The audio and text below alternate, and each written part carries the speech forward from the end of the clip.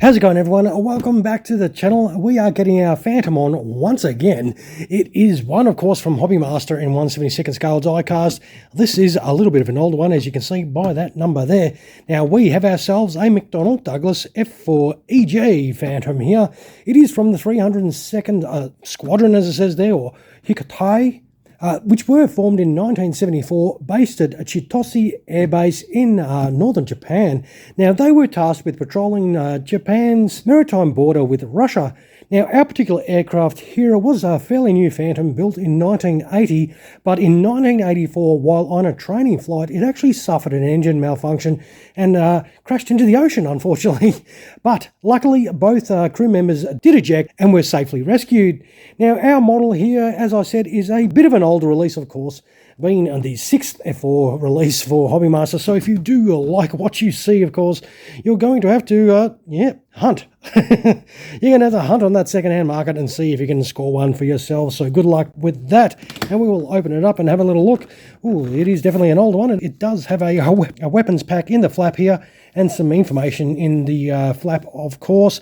Now, it does have that beautiful looking Phantom in there. It does look really clean. That does not have a lot of markings on it from what I can see in the box. It is no good, though, looking at it in the box, is it? Hey, how about we just shut up and open it? All right, let us get our hands on this Japanese Phantom. Alrighty, with our model out of the box, it does come with the usual stand. That is one thing that hasn't changed on these Phantoms over the years, and that is how it's going to look. And we'll get this open. And as I said, this is an older one, so the things that have changed with these Phantoms are, of course, the little landing gear, if we can actually manage to get one out with my fat fingers. As you can see, the little landing gear pieces here have that strut that sticks out. The newer ones have a piece connecting to that, so you don't have that risk of breaking it, which is very easy back in the day. Now, let us get this sweet-looking Phantom out. All right. Doesn't look like it's ever been out of the packet, which is really cool, but really hard to get it out. All right, I think we got a bit of poppage. Oh, far out, Jesus. All right. With that over and done with, how about we check it out straight from the packet? We've gone to that effort. We'll zoom in a little bit and have a little look at those panel lines. They are the usual Hobby Master panel lines there. I think you'll notice with the newer Phantoms, they do have a little bit more stenciling of the markings on the wings, the sort of a little bit more detail. But still, this is a real nice looking model. Yeah, so the usual deal with the canopies, you just, this one should lift up, but it's so slippery.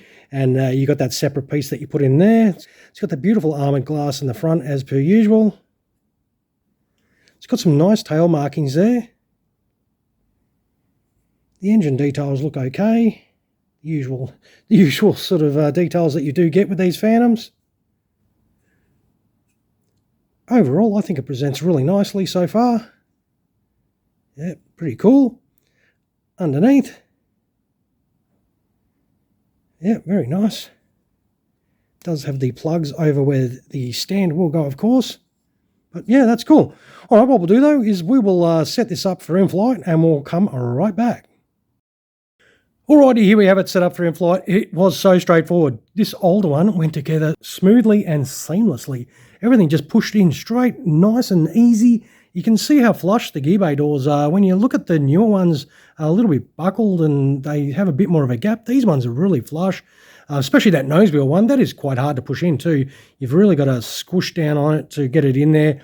Lucky there's that little notch so you can get your tool in there to get it out, because I reckon you're going to have to be pulling at that to get that out because it's really snug. But all the ordnance fitted on there beautifully. No dramas whatsoever. Yep, great. It looks fantastic, and that is how your beautiful Japanese early Hobby Master Phantom is going to look, and it looks good. Like, for the age of it, it does look fantastic. I am pretty happy with it. I like the coloration. It's yeah, a little bit plain, I suppose, compared to other Japanese aircraft, but I like that. That little bit of simplicity sometimes is nice to see on aircraft. But of course, if you want to put it on the stand, it's the same old deal with Hobby Master. You do have to take that center tank off, and well, you've also got those grommets. Let's see if I can get those out, the little plugs. Oh, they were nice and easy to get out as well.